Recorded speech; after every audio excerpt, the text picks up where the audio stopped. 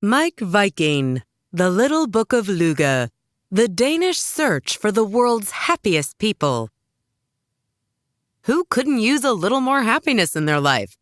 Well, what better place to go looking for it than Denmark, a country that consistently tops the lists of happiest places on Earth. Author Mike Viking has compiled all the reasons for Danish happiness. From transportation, education, community activism, and charity work, it's all there with plenty of data and research to back it up. So if you've ever considered moving to Denmark to live the good life, why not find out what makes Denmark such a happy place to begin with? Chances are you can stay where you are, take these life lessons, and make your current situation a whole lot happier. Blink number 1. A sense of community and spending time with others rather than online is essential to happiness. Every once in a while, a list comes out that ranks the happiest places in the world. And there's one place that often takes the top spot, Denmark. But what is it that makes the Danes so happy? According to the United Nations World Happiness Report, one of the determining factors is a country's sense of community and that people are united around a common good. When people feel like their fellow citizens have each other's back, it allows them to rest easier and happier, especially in difficult times. In 2014, a Gallup poll showed that 9 out of 10 Danes are happy to pay taxes, even though the average national income tax rate is 45%. And for those who earn over 61,500 euros, the rate is a whopping 52%. The reason Danes are so willing to pay is because it's understood that the money is going toward the common good. It acts as a safety net. All taxpayers know they'll be taken care of if they get sick or lose their job. Along these lines, Denmark was the first nation to establish Bofællesskaber, which translates to living communities in English. These are voluntary co-housing arrangements where residents and families establish their own self-sufficient neighborhoods. The first Bofællesskaber appeared after writer Bodil Grå wrote an influential editorial entitled "Children Should Have 100 Parents." The article was a glowing endorsement of communal living, and it inspired a group of families to create Sættedæmmet, a community in Hillerød just north of Copenhagen. Fast forward to 2017, and around 50,000 Danes have joined co-housing communities, with hundreds more forming similar arrangements around Europe and America. However, while a sense of community is shown to increase happiness, there's also happiness to be found in disconnecting from the virtual world. In 2015, the Happiness Research Institute conducted an experiment that monitored participants as they stayed away from Facebook for a full week. Sure enough, those taking part reported a reduction in loneliness and significantly higher levels of satisfaction in life. Of course, stepping away from Facebook is easier said than done. But you can improve your chances of successfully cutting back by getting your friends and family on board with your plan. By joining forces and agreeing upon tech-free periods during specific days of the week or certain hours of the day, you'll ensure that those around you will also be keeping their gadgets out of sight and getting the most out of life together. Blink number 2. Money doesn't make you as happy as anticipation of upcoming experiences. What do you think? Does more money equal more happiness? As it turns out, wealthier countries do tend to rank higher on happiness reports. But don't be fooled into thinking there's a direct connection between wealth and happiness. Take South Korea, for example. In just 2 generations, it's grown from being one of the poorest nations in the world to one of the wealthiest. Nevertheless, it has the highest rate of suicides per capita and is ranked 55th on the World Happiness Report. Studies show that what directly influences happiness are the experiences we have in life, with the anticipation surrounding these experiences being a crucial factor. After numerous studies, researchers Elizabeth Dunn and Michael Norton found that 57% of people required both the purchase of the desired product and the anticipation of making that purchase in order to feel happier. Only 34% said that the product alone made them happier. You can use this fact to your advantage by linking your purchases to an upcoming occasion or to the moment you reach a certain goal. For example, if you want to buy a new recliner for the living room, don't just order one immediately. Instead, use the purchase as a reward for ticking off a big task on your to-do list. This way, you'll not only get the happiness afforded by owning a comfy new chair, you'll be reminded of the rewarding satisfaction of finishing that job every time you sit down in it. Another way to go is to plan ahead and take advantage of the pleasure that comes with anticipation. So instead of being spontaneous, schedule your fun in advance, and in the meantime, enjoy knowing that good times are just around the corner. On the other hand, there are some happiness killers that you should avoid, like comparing your wealth to that of others. This can be tough because people like to flaunt their money, a practice that the 19th century sociologist Thorstein Veblen once called conspicuous consumption. As Veblen explained, people will spend more than they can afford in order to appear wealthier and more successful. When everyone engages in conspicuous consumption, it's like an arms race, with one person trying to outshine the next. But the only thing this really achieves is making everyone broke and miserable. So do yourself a favor and resist comparing your wealth to anyone else's. Blink number 3. A healthy body and mind add up to a happier life. From time to time, we could all use an extra push in getting to the gym or going out for a jog. So here's a fact to keep in mind. Being fit isn't just good for your health, it also leads to more happiness. Another reason for Denmark's happiness is its health, and a contributing factor here is the number of people who bike rather than drive. According to a 2017 study by the University of Glasgow, biking to work reduces a person's risk of premature death by 41%. Wouldn't you know it, in Copenhagen, 63% of people bike to work, and throughout Denmark, 17% of all trips are done on a bike.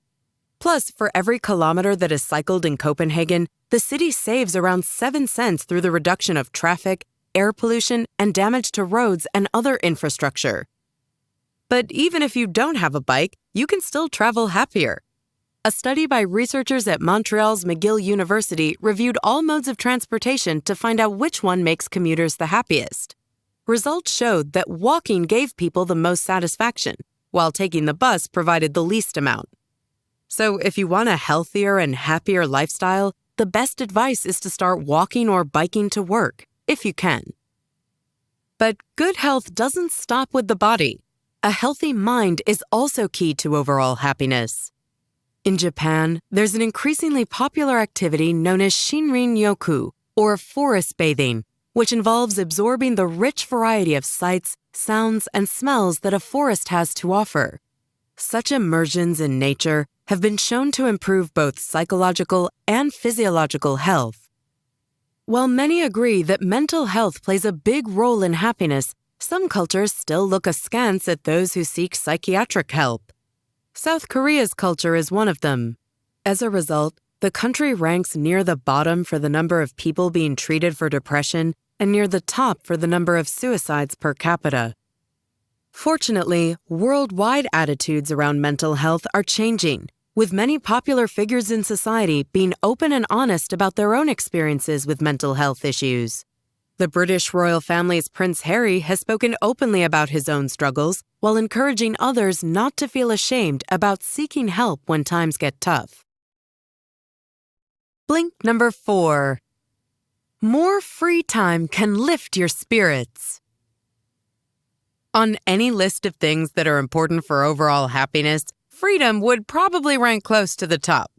But while you might think of freedom in terms of making choices and following your dreams, there's another often overlooked aspect to freedom: free time.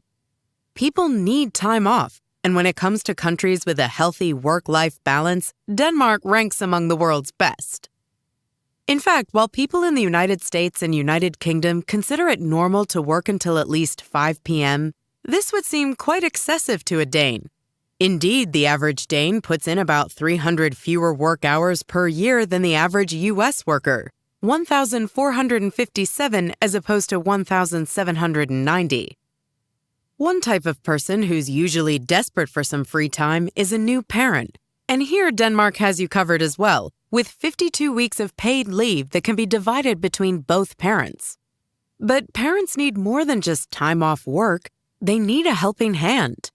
This is crucial because of the parental happiness gap, which shows that, statistically speaking, new parents are usually less happy than their peers who have no kids. To better understand this, let's take a look at Portugal, where the happiest parents live. Portugal is unique in that 72% of new parents say that the child's grandparents play a key role in raising and educating their children. Naturally, with this kind of support, parents will have more free time and be happier than parents who have no such support. For this reason, Denmark created the Bonus Grandparents program for families whose grandparents are unable to play an active role in child rearing. Families that join the program are connected with senior citizens in their community, giving the parents more free time and the seniors more activities in their life. It's a real win-win. On paper, it might look as though self-employed people would be another group with less happiness. According to the World Happiness Report, they work more for less pay and have little in the way of job security. But despite these facts, freelancers often are happier, both in terms of job satisfaction and overall life satisfaction.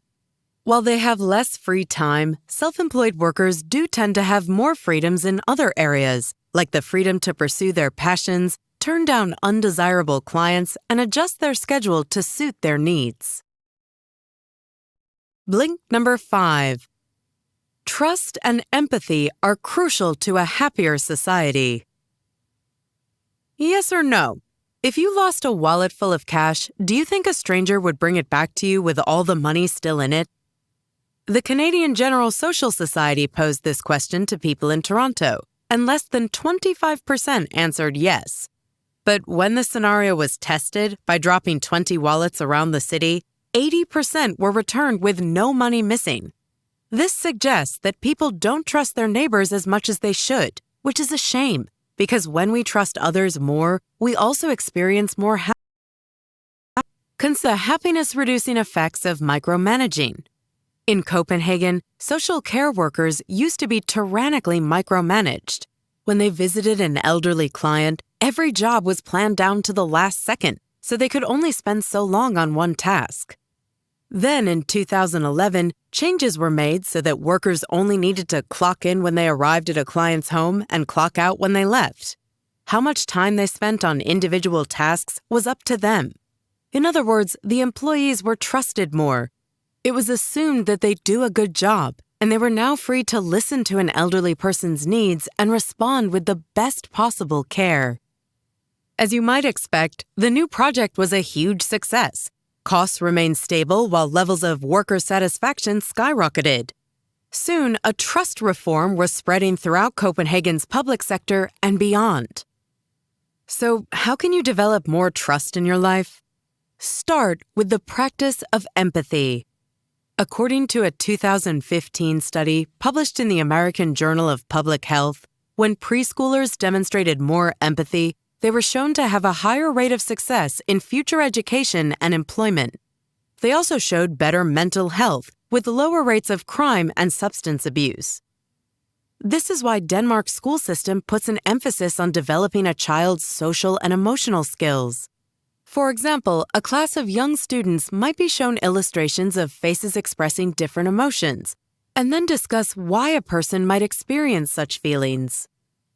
According to New York's New School for Social Research, another effective way to improve sensitivity to people's emotions is to read stories together.